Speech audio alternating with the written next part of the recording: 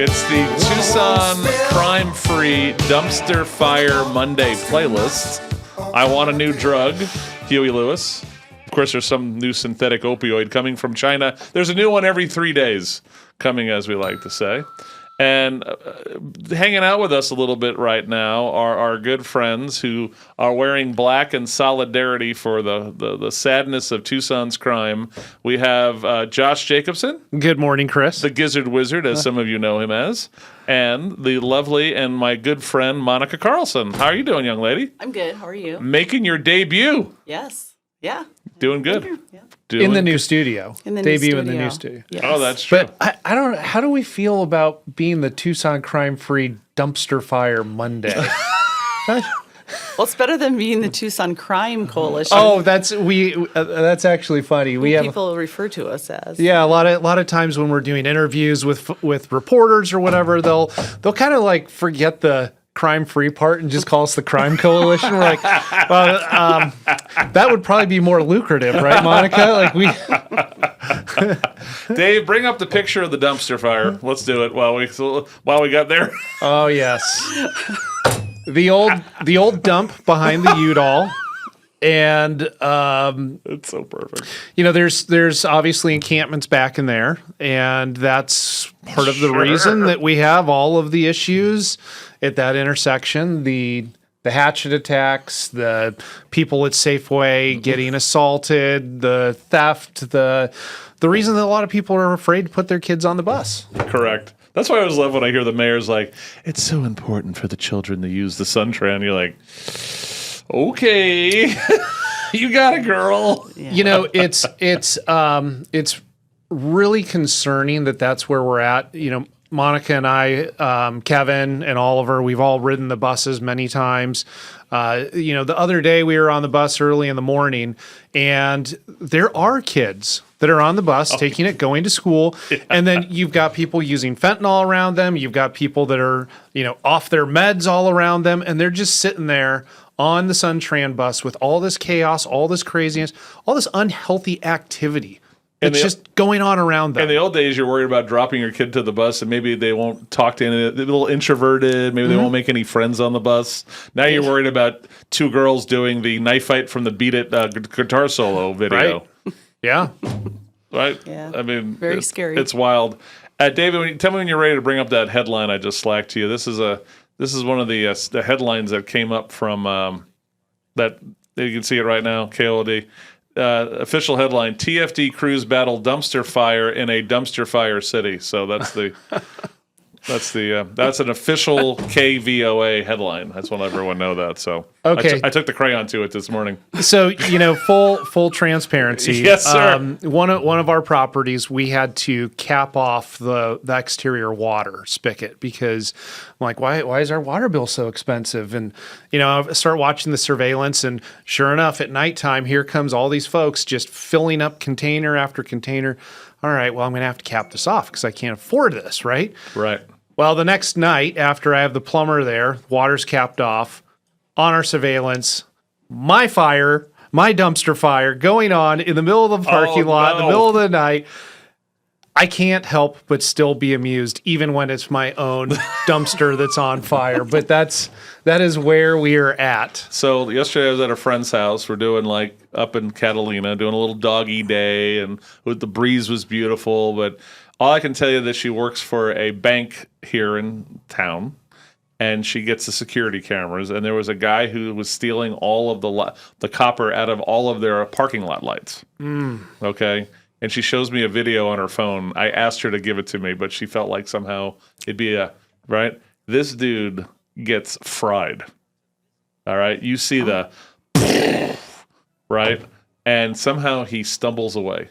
Like he was some sort of fentanyl super creature, right? That you see, I mean, it's like something out of a movie. Yeah. Like Hollywood special effects, and he somehow stumbles away from this thing. Well, it's like all the encampments we've been in, Monica. Like, how many times have we seen solar panels and generators? Constantly. People having... Yeah, we own an air conditioning company, and the copper theft, ongoing problem. But yeah, we were just talking yesterday on how it is third world out there right now. We have a business on Fort Lowell, and You warned us about Fort Lowell about 3 years ago. yeah, and it's done nothing but get worse. It's so. What's really interesting, so the story came out 2 weeks ago that the city had, quote, successfully where they concentrate police officers in a small spot, Right. right? But the one that was resistant to such work was Fort Lowell. Correct. It actually went up another 4 to 8%. Right.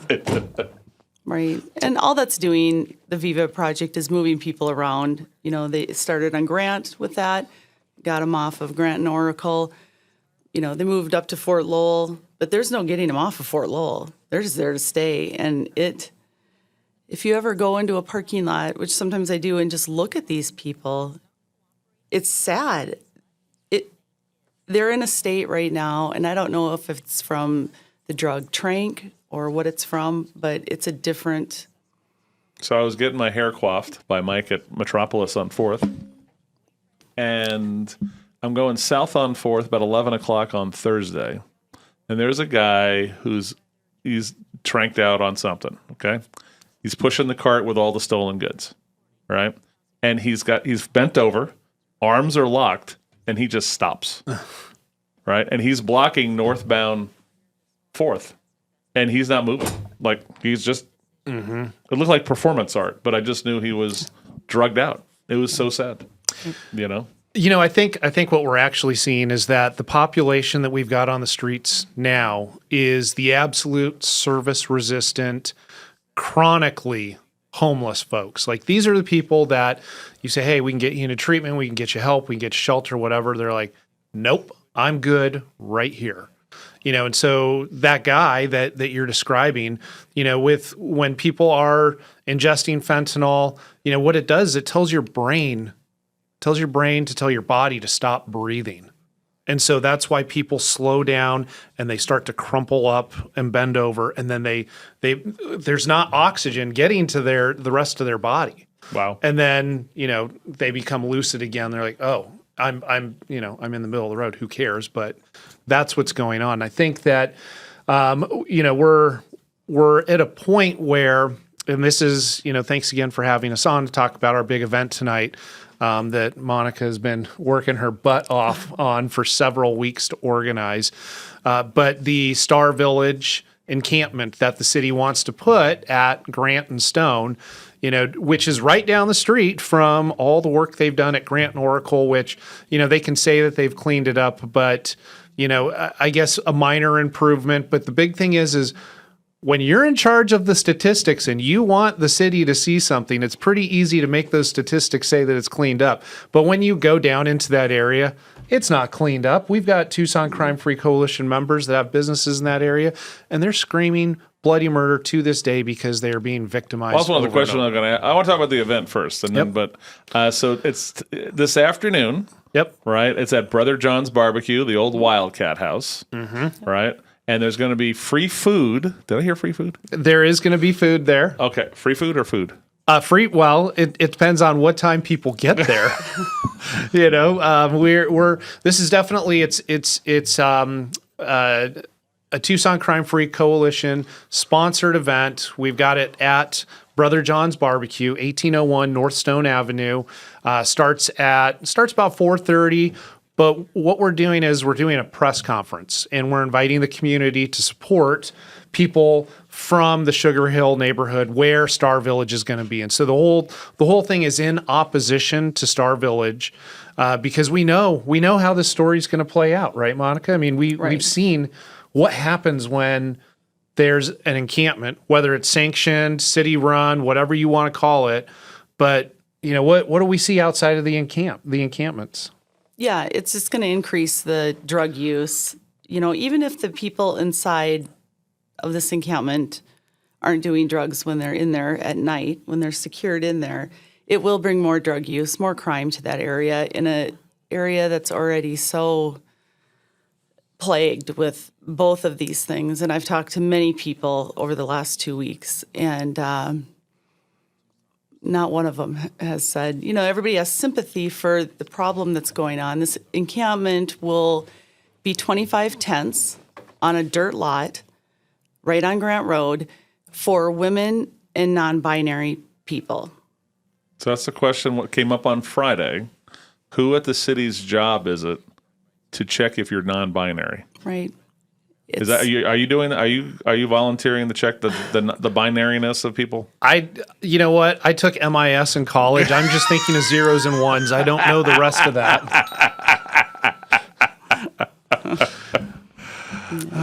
But yeah, it's terrible. Monica has done, I can't underscore the amount of work that Monica has done organizing folks in the Sugar Hill neighborhood. And let's be clear. The city of Tucson likes to put these encampments in neighborhoods that are already struggling, that are already in lower socioeconomic positions, that already have issues, and they don't vote that much. Isn't that kind of strange? And so this has just been ramrodded down their throats. They found out about it in the media, just like the rest of us did. Hold on. Mayor Romero said that they worked with the community for this solution. Can I just interrupt? Yeah, please go for it, Monica. Take it over. Carlson. I won't get on a soapbox here, but yes, Mayor Romero came out and made a statement that we're not doing this to the communities, we're doing this with the communities. I've probably talked to 200 people in the last week and a half. There has not been one person that knew about this before it came out in the news. And now the city is saying it's a pilot program. If this does not work, we'll end it in a year. But in a year, all the damage is going to be done to the neighborhood, to the businesses that are holding on by a thread, to the neighbors that are already scared to come out of their homes. And if it does work, the city has said, we'll be putting these up all around the city. Yeah. So this isn't just affecting Sugar Hill. This is affecting every part of the city. So even if you live on the east side and you don't think this has any effect on you, you need to come tonight and show support that you don't want this happening in your neighborhood. It's not a humane solution. For the women that are going to be in the camp, it's not humane. It's just a dirt lot with 25 tents. It's not humane to the businesses or the residents that are around it at all. So when they say that, I think Mrs. Roper there, Lane Santa Cruz, said that this is patterned after a successful thing in Phoenix. Mm-hmm. Right now, what I remember in Phoenix is the zone where we were burning babies and whatever else we were doing there, and losing a giant lawsuit to Goldwater. Mm-hmm. Is there something else I'm missing? Well, the big difference is that they're putting Star Village in a neighborhood and business area. Is there a different camp in Phoenix that I'm missing? There is a different camp in Phoenix, and so the location in Phoenix of the encampment is next to a crematorium and a toxic waste plant. Okay. So it's not in the same kind of an area. This is not, it's not really a new idea. It's been tried in other places. It's been tried in San Diego, and as a matter of fact, the residents of the encampment in San Diego are suing the city because they're saying that the conditions of the encampment are unsanitary and they're dealing with rats and sewage problems and how fitting is that, right? And so, our big thing is we did the story about the rats last week. Yeah. I remember. Yeah. Yeah. Our big thing is that there's a lot of resources, shelter beds that are already available. Why are we trying to reinvent the wheel when we've already got places that people can go to get help? And we know that the only thing that an encampment like this will be is a captivated market for drug dealing. And so, right. and that, like Monica said, that just brings in the crime. So, and we've also heard the city say very directly that part of what they do when they put people into low barrier shelters is they teach them how to use drugs more discreetly. That's a problem. That's a big problem. We are continuing to enable this situation, and we're going to hear tonight from Adrienne War, someone that Monica and her husband are very close to due to the Navajo Wash lawsuit. I remember. This is a man that has lived with encampments in his front yard. He and his wife have been hostages in their own home. He has lived through this. And has been assaulted. He's been punched assaulted. in the face when he was out there trying to clean up the park, wash. And Monica, if you could just mention what did we learn about the way that the city enables folks to stay on the streets during the lawsuit? Oh, well, during the lawsuit, I was there, watching the whole thing. I wasn't in the lawsuit. It was my husband and Adrian. And, they were supplying tents, blankets, food, water. I talked to one of the businesses close to our business down there, and she was telling Kevin Dahl that they were worried about this happening, the supply of everything. When this lady was talking to Kevin Dahl, there was a person that was up against their business, slumped over. Kevin Dahl excused himself from the meeting, went to the trunk of his car, got food, water, a blanket, went over and handed the guy all of the supplies that he needs. Was CJ Boyd there to take a picture of him doing that? No. Oh, okay. It was just Kevin. So, and the thing is, a lot of people might Bad a lot of people might think that that's just amazing that he did that, good on him. But what they don't realize, and this is what people don't see, unless they're spending, time on the street, time in the encampments the way that we do, is the way that that's enabling people, the way that it's hurting them, the way that one of the worst things that you can do to a human being is say, you know what, you are slowly killing yourself. Right now you don't have a purpose, but you know what? It's okay. Right. I'm going to help you continue to live like that until you die or until you hurt somebody else, until you wind up in prison. Those are It's hard to get into prison in Pima County, though. Yeah, and that's a big problem too, right?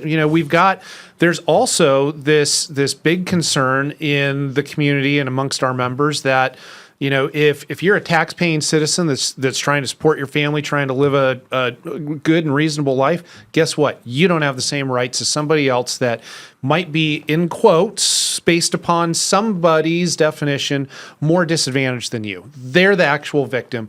They robbed you. They broke into your house. They assaulted you. They, vandalized your business. Well, you know what? Just be happy because you have more. Yeah. That's not okay. They're experiencing cashlessness, and they need your money. So. Well, the interesting thing is that a lot of the folks that are on the street are not cashless. Right. They're getting checks from the government. They're getting supported. And that money is not used to get necessities to survive. That's to buy the blues. And by the way, blues being fentanyl, since there's been a change at the border, we are seeing a cost of drugs start to increase. And that's, of course, that makes people have to commit more crime. And we're going to see that. You can't win, right? When it's really cheap, there's more people dying and it spreads more, right? But when it's more expensive, then the crime goes up because you got to pay your dealer. Right. Right. And Tucson is, we've said it many, many times. Unfortunately, we have fentanyl tourism here. People know that you can get away with living this lifestyle. I mean, I was just in Silver City a couple weeks ago. If anyone's been to Silver City is, they have high levels of poverty there. But I'll tell you what, that little city was much cleaner than Tucson. They didn't have the population on the street. There's a park there by their downtown district, which would be kind of like our 4th Avenue, called the Big Ditch. It's a really cool park, but it would be a fantastic place to camp. If it was in Tucson, it would be a huge encampment. But they actually have signs posted that say, you can't camp here, $500 fine or 90 days in jail. And they mean it. So I'm going to do that populist kind of thing, right? If they're going to do a drug camp, right? Shouldn't it be in Presidio Plaza? Right? Well, if you're going to do a drug camp, Kevin Dahl and Regina Romero and all the people on the board of soups that likes what they do, there's not so much dirt. There's a lot of concrete, right? There's fountains, right, that people could wash in, right? There's a lot of security cameras to make sure no one gets hurt. I'm telling you, Presidio. You guys want to do your thing? I do it right outside your office. I agree. Yeah. Well, for quite a while that was going on down there, and then they eventually cleared them out. There was actually, do you remember when we were down there and there was like this big kind of like altercation going on, and I had my son with us, and because we were down there to meet with somebody at City Hall. I can't even remember who. Those meetings have always gone so well for us. They're like, please get out of our office. That's right. But yeah, I mean, it was total chaos, and so eventually they've moved them out. But you're absolutely right. I mean, it's just unbelievable that this is where we're at now. We do have solutions. We've been talking about advocating for the transition center for 3 years now. We've only been able to get part of the first phase completed. Just to remind the listeners, the transition center is over at the Pima County Jail. It's where people coming out of jail go there on their way out, and they get connected to services. We've seen a huge drop in recidivism rates for people that start taking advantage of services. They also got to go to jail first, though. No, that's not actually true. They don't? No, they don't have to go to jail. But the county has got it set up where to get out of jail, you've got to come through this. And then you can get free chicken at your place. Well, that's not completely wrong. I mean, I've definitely fed people over there before, but you said it was urban legend that once you get out of the Pima County Jail, you get a free family feast. That's right. At your Yeah, place. but those are the folks that actually come skipping through our front doors with their little clear baggie of stuff, and it's quite amusing. All right, we got to go to break. We'll come back with Josh and Monica, TucsonCrimeFree.org. .com. Excuse me. Just a live chat real quick. Queen Romero, the goddess of the downtrodden. Thank you, Keith. Let's see. Damien from 857's watching, and he does such a great job in reporting all of this stuff, right? Yeah, he's our guy. Can't believe he hasn't lost his mind yet, reporting all this misery. God bless you. Lane Santa Cruz is the reason Star Village is here. She pitched it to mayor, and they agreed. And then he talked about how also the druggies on the street, they become a target for the assault also because they're stealing from each other. That's right. Right? They're not just stealing from good business owners like yourselves. Bill, the ADA compliance of the Star Village will be comedy gold. Because that's the part of the San Diego thing. That's part of the thing, right?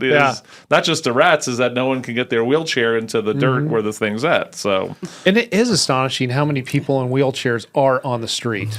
We've seen them come out of drainage ditches, and we're going, how did you get down there? Quote from Kevin Dahl on Bill's show, quote, they only steal what they need, unquote. Yeah, that's right. That's a real quote? Yeah, that's a real quote. Buckmaster, you should have kicked his ass right off the show right at that point, buddy. The terminology is crimes of necessity. And this is how people like Miranda Schubert, Kevin Dahl, those folks, they rationalize it and they make it okay. Damien, so many assaults happen each day. Lots of the drug addicts in Tucson are violent, and that's in capital letters. Yep. And when we come back after the break, if you want to talk about our recent trips to 100 Acres, happy to describe that. Let's do it. Keep giving it. This is perfect. Empire by Queensryche as part of a crime-free dumpster fire Monday. We'll be right back. After school, after set on the show, gotta hustle if he wants an education. Yeah. You're listening to Wake Up with Christy Simone on Live the Dream Media Network. Now a word from our sponsors. This is an urgent message from the Daniel Gutierrez for Congress campaign. The CD7 special election's going on right now. If you haven't voted yet, now's the time to do it. If you think you're on the early voter list and you haven't received your ballot, it's time to take action. Head over to the Pima Votes website where you can find early voting sites and drop-off boxes. Pima Vote site also has map and listing of all the Election Day vote centers, which are open from 6 a.m. to 7 p.m. September 23rd. This is going to be a tough election. Every vote counts. Make sure you're part of the change that needs to happen in Southern Arizona CD7. Make sure you vote and vote for Daniel Gutierrez, paid for by Gutierrez for U.S. Congress. Hi, it's Bill Ding here, first caller. Hey Bill, I love doing DIY projects. Is Gerson's only for professionals? No way! Gerson's has tons to offer for the do-it-yourselfer. Come check out our furniture and old doors, perfect for projects. Sounds good, thanks. Next caller. Help, Bill. We're remodeling our home and the big box stores are just too expensive. What can we find at Gerson? At Gerson's, you'll find cabinets, ceiling fans, tons of sinks, and ceramic tile, and 5-gallon buckets of paint in a multitude of colors. Online at gersonsbuildingmaterials.com or 4726 South Country Club, just north of Irvington. When water damage in Marana strikes unexpectedly, it's important to respond quickly and efficiently. Voda Cleaning and Restoration provides fast, efficient water mitigation and mediation services to protect your home and prevent further damage. We manage every aspect of the restoration process, including water extraction, structural repairs, and mold prevention and remediation. We also offer expert cleaning services to restore your home to a clean and healthy condition. If the water damage is covered by insurance, we'll work directly with your provider to simplify the claims process. Our goal is to make the entire experience as stress-free as possible. Don't wait, act fast to prevent further issues and costly repairs. Ask about our expert floor cleaning services. You will be impressed. Give Clint Bolin a call at 520-891-7235. Hi, this is Sean McCluskey, co-owner and designated broker for Rincon Ventures. If you're a rental owner by choice or by accident and you're looking to hire or change property management companies, consider Rincon Ventures. We employ an aggressive web-based advertising strategy to market your rental. We thoroughly screen prospective tenants and conduct routine property inspections. Our online system gives tenants the ability to pay rent and file maintenance requests instantly over the web. Our owners can use the same system to instantly check on their properties. Call Rincon Ventures at 881-2258 or visit us on the web at rvprop.com.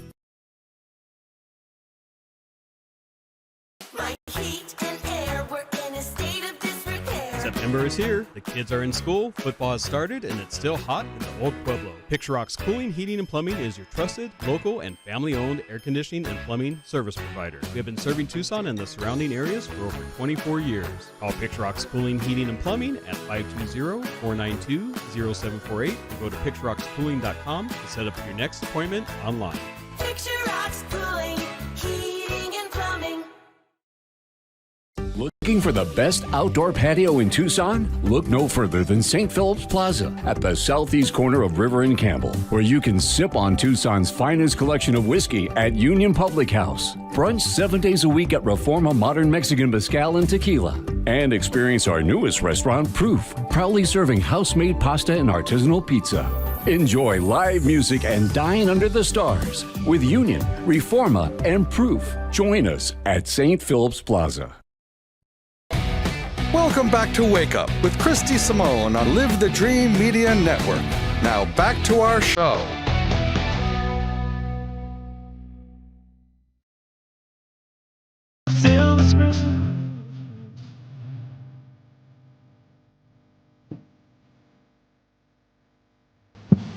Oh my Lord, micromanaging. Jeez.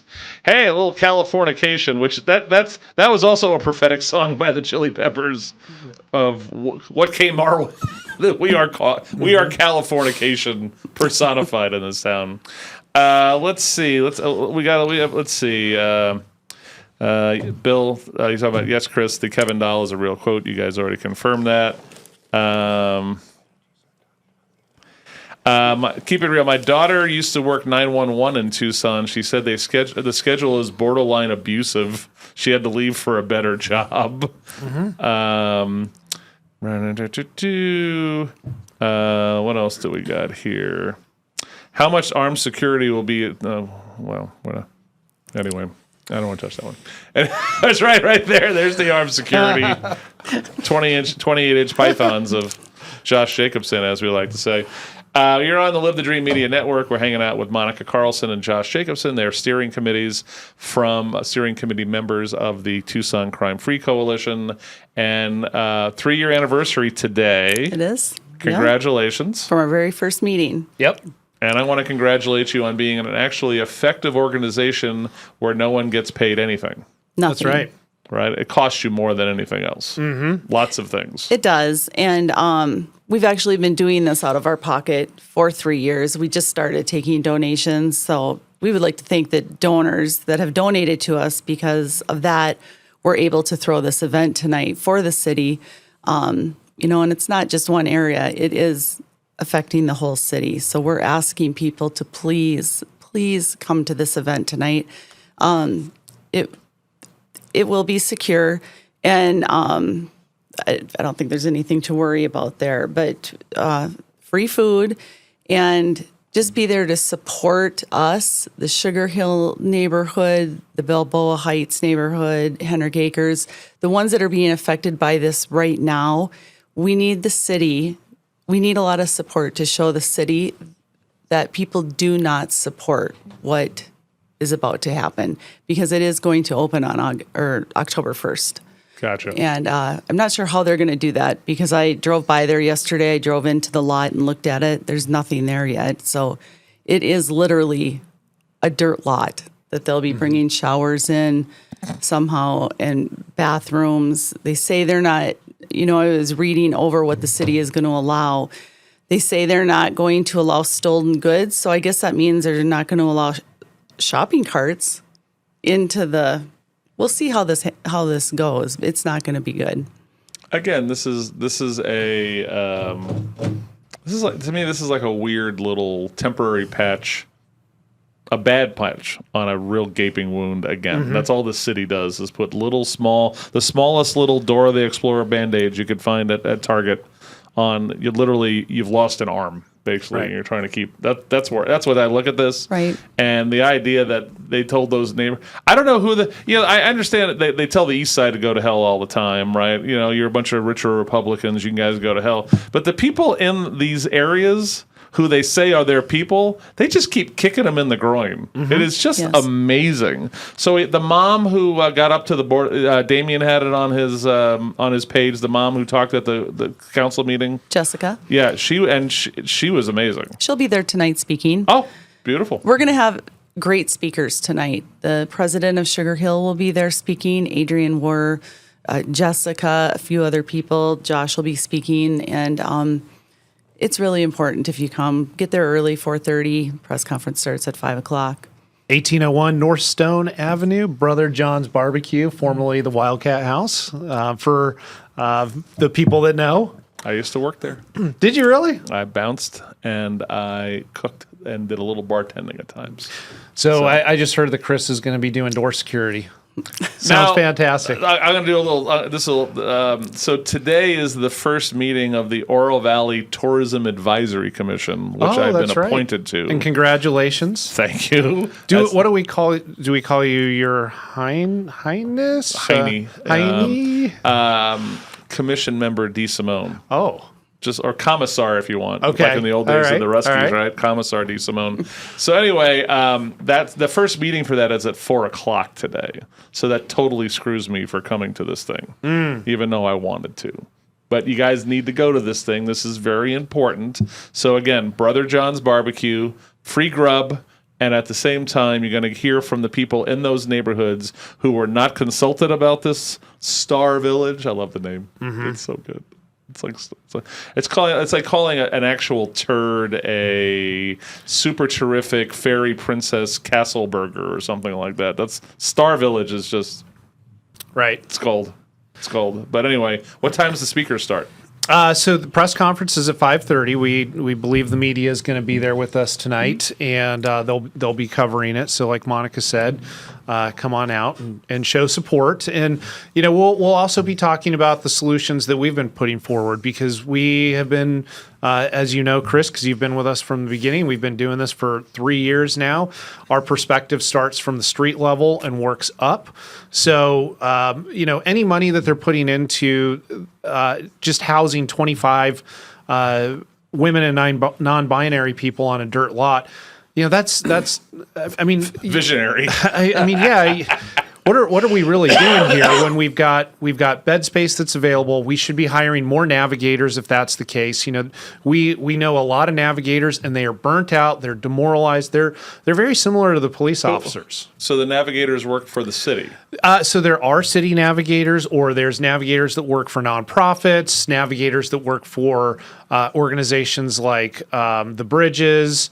Their job is to go out and try to get people to come in to take services. And like we were talking about earlier, the population of folks that we're seeing on the streets now, they are completely service resistant. And so it's really hard. And the only way that you can really get people off the street, and this is what we know does work, is when you have navigators that it's almost like they're high pressure salespeople. And they're sitting there and they're going, okay, Chris, you've got this issue. You've got this problem. We've got this available for you. And you're like, nope. And you're like, okay, I'll be back tomorrow. And then the next day and the next day and the next day until we get you out of here. And that is what we have seen have worked. Then you have the next part, which is enforcement of laws and ordinances. So if somebody is completely service resistant over and over and over again, we're doing the best job we can to get you off the street and into shelter, but you just want nothing to do with, trying to get your life back on track. Or some of these folks, they need more help because they're suffering from mental health disorders. But eventually there is another place for people, and we've talked about this for years. It's called the Pima County Jail.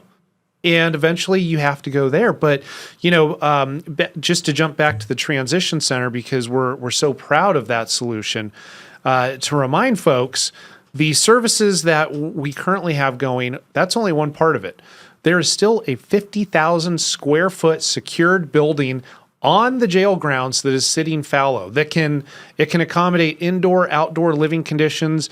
300 people could be there transitionally. So, imagine if you're somebody that comes to the transition center because What's the resistance to do anything with that? Oh, well, I'll jump there in just a moment. Yes, sir. Sorry. But, just tracking the flow, if somebody comes to the transition center, they could then be taken to the annex is what it's called. They could be housed temporarily. And inside of there, you basically have a concierge service of all of the different nonprofits in town.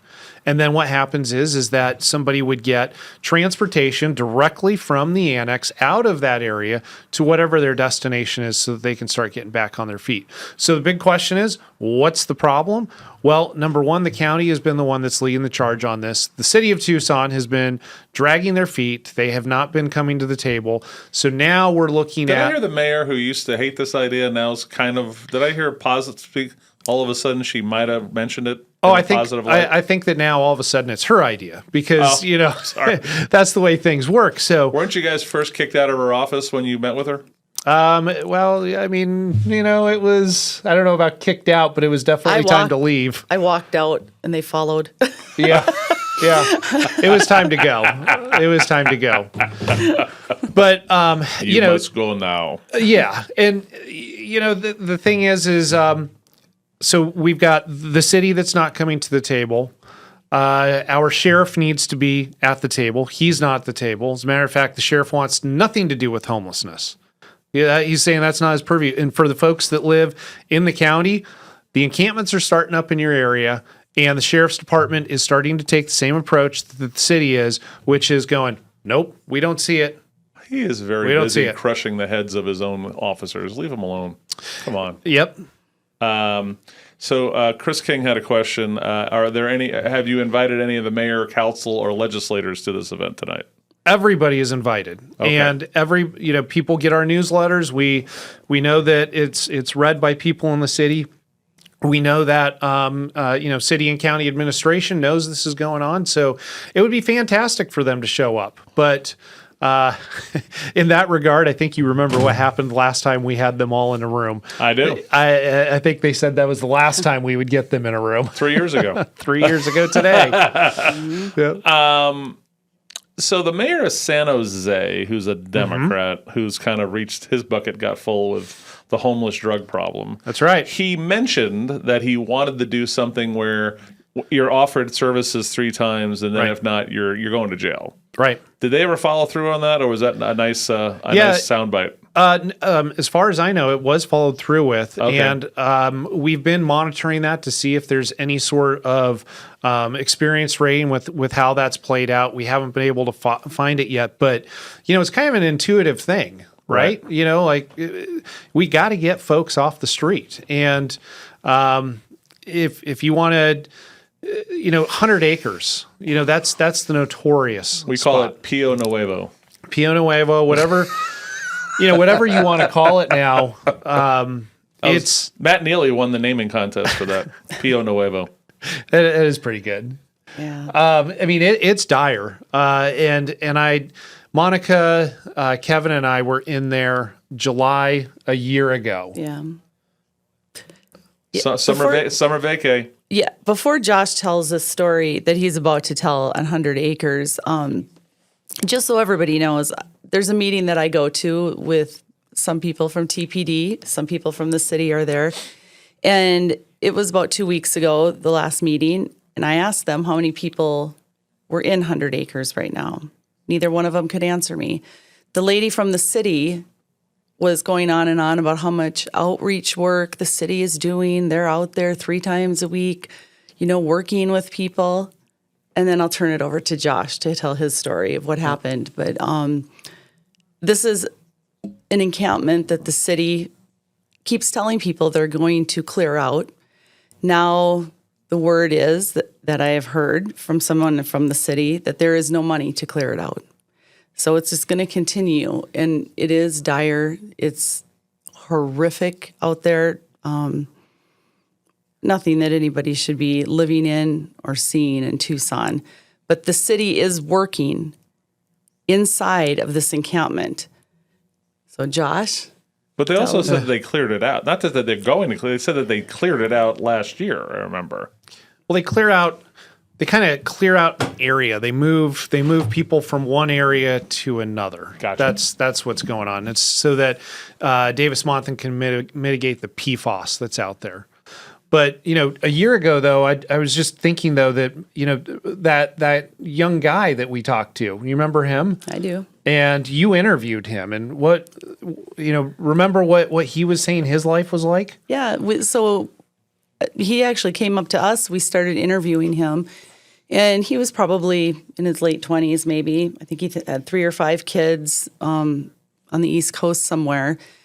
And he said that he was a fentanyl addict, that he was clean now. So I asked him, well, why are you out here? And he said, I just, came out to see some friends or whatever. And so I asked him, well, how many fentanyl pills, when you were doing fentanyl, were you doing a day? And he said 100 a day. And of course, then, I started thinking about my own daughters, and I started sobbing and crying. I couldn't continue the interview because it was just too sad to me. And then, I don't know, we talked to him a little bit. We asked him if we could bring him to some kind of services, Gospel Rescue Mission or somewhere, to get him some more help. And he said, no, he didn't need it.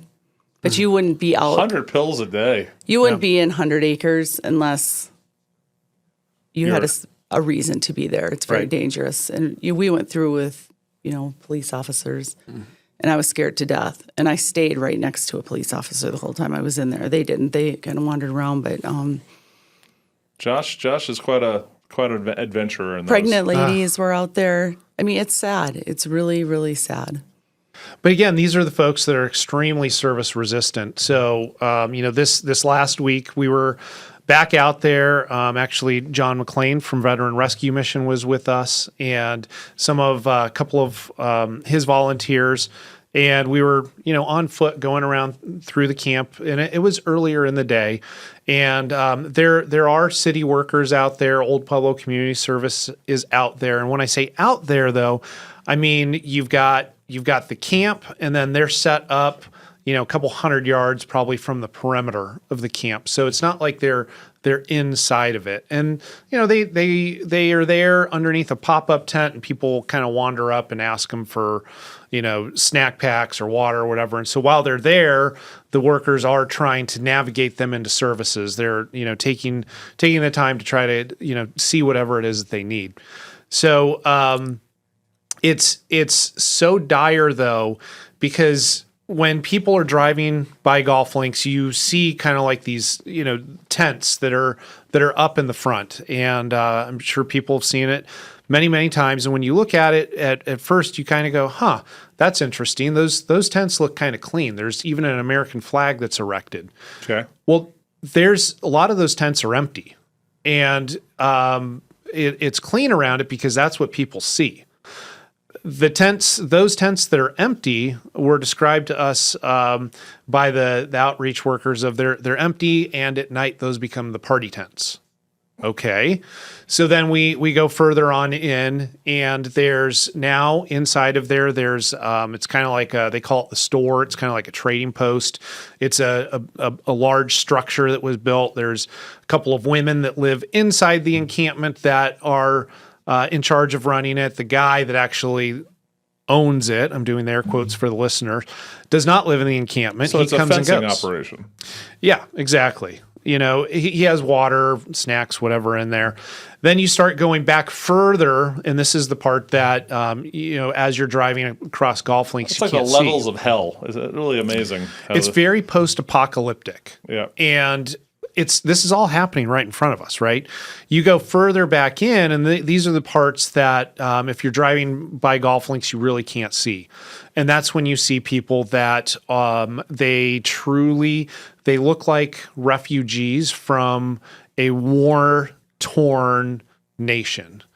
And so we went through and with John McClain, we were doing the outreach, and he's offering people stuff, and we're talking to them like, what do you need? And it's sometimes it's hard to get conversations going, but the magic trick that I found, show up with a pack of cigarettes. And then all of a sudden you're everybody's friend, and folks open up to you. So we talked to a couple of different families that were out there. Like there was a guy that, he's got grown kids that are out there. So they've got like generational stuff going on. A lot of younger people that are out there that, you would think that, how old are you? You'd think that they're probably like 40, but they're like 22. And so what we also notice is that there's, the drug dealers patrol the grounds, and it's easy to figure out who's the drug dealer because, well, they clearly don't live there. And so all of these people, back to what we're talking about with Star Village and why encampments should not be in neighborhoods, this becomes the captive market for drug dealing. Again, a lot of these people, they've got money that they get from the government, so they cash that paycheck and they go back and they're buying their goods in there. But what ended up happening after we were in there on Thursday, I started getting a severe soft spot for some of the people that we talked to because they were so emaciated. So Friday afternoon, I went and did a food drop. You can drive in there. I mean, if you know where you're going. So I drove my truck in there, opened up the back, and I actually took a bunch of French fries from work over there and just had them all prepackaged. Dropped that tailgate, started talking to some of the people that I'd met before, and the vibe was totally different late in the day. This is after the city workers are gone, Old Pueblo is gone, nobody is there except for the encampment. And that vibe, as I started feeling kind of like this heaviness, I'm looking around, and as soon as I started handing out food, it was like the desert erupted. There were so many people, so many more people that I didn't see the previous day that just erupted out of the desert and started coming towards my truck. And I'm handing out, basically French fries as fast as I can to folks. And the image that you see of how sick, how emaciated, how much malnutrition and just the effects of drug addiction going on in there, it is hideous. It is horrendous that we are allowing this to go on. And Old Pueblo's contracted by the city or the county, or both? Well, actually, I believe Old Pueblo Community Services gets money from lots of different entities, including the Tucson Pima collaboration to end homelessness, which is the clearinghouse for federal money that comes through. Gotcha. So, and by the way, those navigators that are out there, I mean, some of them they've been in the game for years and years and years. But again, they can only do so much. Where's the incentive? If there's no incentive to get people off the street because they're not fearing any sort of consequences, why would they? And when you understand addiction, it is terrifying. If you're an addict, it is terrifying to think about giving up your drug of choice. You have to be so ready to do that, and the way you get ready to do it is by your life becoming so difficult. They call it, you're sick and tired of being sick and tired. Your life becomes so But if you're unmanageable. always on drugs, you'll never know you're sick and tired. Well, or So it's not just that. I mean, the amount of prostitution that goes out there, men and women prostituting themselves, the amount of violence, just being sick. One young guy that I was talking to out there, I'm like, how you doing? He's like, I'm not good. And I'm like, well, how long have you been out here? He's like, I've just too long. And I said, well, what's too long? He's like, I've been out here for 3.5 years. Wow. And there's the structures there are semi-permanent, and where it got sketchy, late in the day. And, I don't recommend that anybody does what I did. But as I'm getting ready to go, a SUV with 3 guys rolls up to me in there. And these guys told me, in no uncertain terms that I better be getting out of there. They wanted to know who I was, what I was doing there, all of that. And so the answer is the drug dealers are in charge of the camps. So basically, the 100-acre wood it's supposed to be a city park for bicycles. Davis Right. Monthan owns the property. It's supposed to be a mountain biking park. The 100-acre But in woods. the end, it's a little country run by the drug dealers. That's correct. And that's we've seen the same thing happen in Estevan Park, Santa Rita Park, and They have what I'm saying is the drug dealers have operational control. 100%. 100%. And the vibe and the feeling is so much different when everyone is away. If there's any journalists that are listening that want to go in there without a police escort, they want to go in there when the city's not there, when navigators aren't there, just us. I'll take you back. We'll do a food drop, and you'll see the way that people just come. Does your wife ever punch you in the side of the head and go, "What are you doing?" She was not happy when I told her what happened. And I'll be honest, I'm always armed, but that doesn't matter when you've got three other guys that are armed. It doesn't matter. So that's why I'm saying, don't. Again, I got a soft spot because these images of what you see, it stays with you. And Monica and I mean, my goodness, when we were in Estevan Park, that picture that you took of just somebody's leg sticking out of a I remember that picture. pile of rubble. Where's Pima County Health in all this? Nowhere to be found? A big problem. This is something that I want to underscore. Terry Collins got her face in all of my other stuff I want to do in my life. Yeah. But she's not there for this one. Well, a big problem is that I call her Terry now. it's the whole, homeless industrial complex, the continuum of care, whatever it is that you want to call it, it is so segmented. It is so siloed. So the health department might be doing this. The justice services might be doing that. The sheriff's department might be doing absolutely nothing. TPD is confused on what to do. Another thing that we've been advocating for years is to create an opioid command center. One common goal: let's clean up Tucson. Mayor Romero declared a state of emergency. When was that, Monica? Oh my gosh, that was so long ago. But nothing's happened. All they do is hand out Narcan. Right. They've been to our business probably 3 times giving Narcan out and to all the surrounding. Right. That's their solution, to keep handing out Narcan. Enabling. Yep. So, solutions are hire more navigators, expand services at the transition center, get the annex up and going. And at the end of all of that, we've got to enforce laws and ordinances, period. Hard stop enabling. Tucson, when you're going through recovery or working 12 steps, and a lot of us have experience with addiction ourselves or our family members, lived experience. But when you're doing that process, there's a saying, and the saying is that addiction is a family disease, because it can cripple an entire family member. Sure. And what Tucson has, we've got a community disease. Because we've got people in this community that don't understand that we can't continue to disguise indifference as compassion. We can't continue to just turn our head and say, oh my gosh, it's so terrible. We can't do anything about it, though. We can't continue to do that. We've got to set boundaries. And it's going to take all of us to do it. And that's what our meeting tonight is about, is getting the community together, saying, look, encampment's not the way to go. They will bring in issues. 1801 North Stone. It's Brother John's barbecue, the old Wildcat House.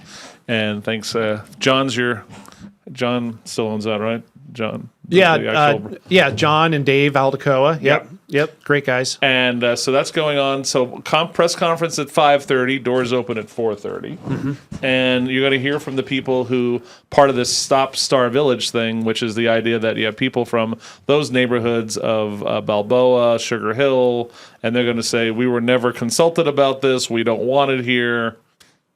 And we need you to show up. Now, I'm going to be hanging out with the Cool Tourism Advisory Commission today, which if you live in Oro Valley, you should go to that too. You should go to all these things, for God's sakes.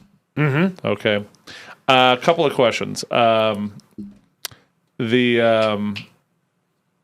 local electeds, right? Who really their pride is so strong, right? Their hearts. I call it the hearts of stone. It's very biblical, right? Their pride is just killing their own citizens. They just won't change course. It's just amazing. When she says homelessness is down, what do you? Because the point in time count was a little lower than last year. Is that which I always thought that one day is so stupid. Right. We're sitting there. Oh, there's a homeless guy, and there's a homeless guy, and there's a homeless guy. Yeah, right. Stupid. I don't know where they get that number that homelessness is down. We see it every day. We're plagued by it at our business on Fort Lowell. Would you say it's greater than it was 3 years ago? Yes. Oh, yes. And, during the lawsuit, my husband was up testifying, and he said, these people are in every nook and cranny. You could drive down Fort Lowell and you look, they're behind every dumpster. They're in every little, wedge. They're everywhere. And through the rest of the lawsuit, the city's attorney kept bringing that up because he was mad that my husband said that. He said that's a complete lie. But I challenged them to come to Fort Lowell or to come to Grant, because Grant is picking up again very fast down by Grant and Oracle area.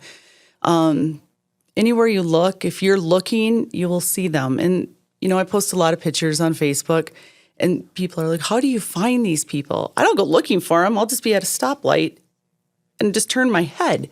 So open your eyes, people, and look what's going on around, because it's scary for everybody involved. It's scary for the people that are experiencing it. It's scary for us. It's scary for the people that are too scared to come out of their house at night.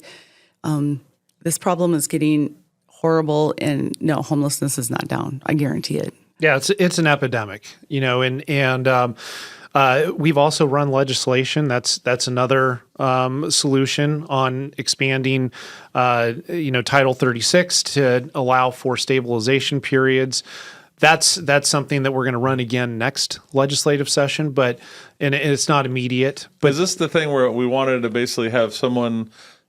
We're trying to keep them dry for 5 days. Is that explain this to me a little bit? Yeah. So taking the what we've learned from the transition center, which is miraculously when you connect people to services, recidivism rates go down. So we've seen a drop in 30-day recidivism rates with people that take services from the transition center go from 27% to 9%. So, we're helping there. And that's for people, those numbers are obviously people that are caught committing a crime. Correct. And so, by being able to navigate people that are like danger to self, danger to others, whacked out on hardcore drugs, navigate them to somewhere like the crisis response center. As it is now, if somebody is just, flipping out in their mind because they're high, they have to be released in less than 24 hours. So what we would be doing there is creating a 5-day period where there's due process, civil liberties are still intact, but the goal is that we could potentially have somebody stay at somewhere like the CRC for that period of time so that the clinicians can stabilize them and then have a rational conversation of getting them into services and off the street. Because what we're seeing, and this is back to the point in time count, it's not even a day, it's hours that you go out and you do the census, and people they're not going deep into the tunnels like we go. They're not, it's not like the homeless guys go, I'm over here, right? Count me up. Right. And then, and then it even becomes more absurd when you're supposed to do a census and you're talking to somebody about what their sexual orientation is and how they identify and, all of these, background questions. But those questions are all about federal funding through HUD.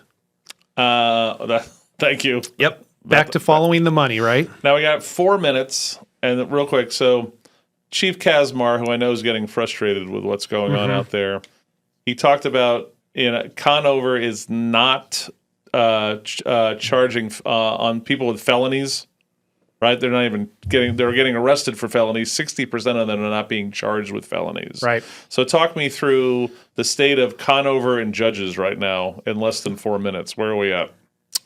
Train wreck? Yeah, so I mean, we've had this conversation with her many times. We've had it publicly. We've told her, "Hey, look, you keep pointing to the judges and you say that they're the problem. Well, fine, give us the judges' names. Help us help you." Well, I think that she's gotten to the point through so much pressure from people like our good friend Horace Nylander. Yeah, and Horace, the best reporter in Tucson right now. Yeah, absolutely, unbelievable. And Chief Kazmar, putting the information out there that her policies are absolutely failed, that now she is starting to blame the judges. But the reality is, and I want Monica to talk about what we hear in the ORCA meetings about taking cases and the frustration TPD has. What's an ORCA meeting other than a really cool whale? It's organized retail crime, and basically it's loss prevention and analysts. This is and legal the useless people. chamber thing? No. Oh, this okay. is something that this TPD is like a real puts thing. on. Oh, Yep. shoot. Okay, sorry. Yeah, so the ORCA meetings, the businesses, are frustrated because they have to put such a case together that she'll take. It takes hours and hours and hours. That has to be above, the last time I knew, $999 for her to even look at it.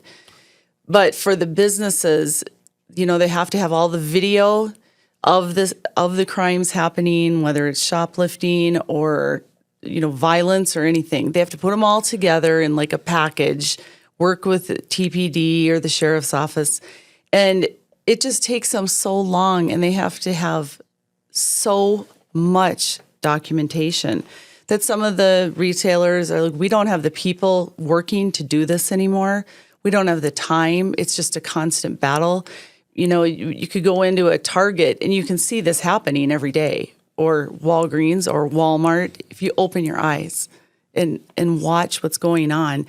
But they just don't have. So in your ORCA meetings, we found out that you can steal $999 worth of stuff or less, and there's literally no consequences. Correct. Well, it's even worse than that. We heard from some of the detectives, they would put cases together that would be $2,000 and $3,000, and they were declined for prosecution. Or one detective reported that somebody from the office said, "You know what? We don't want to ruin somebody's life over this."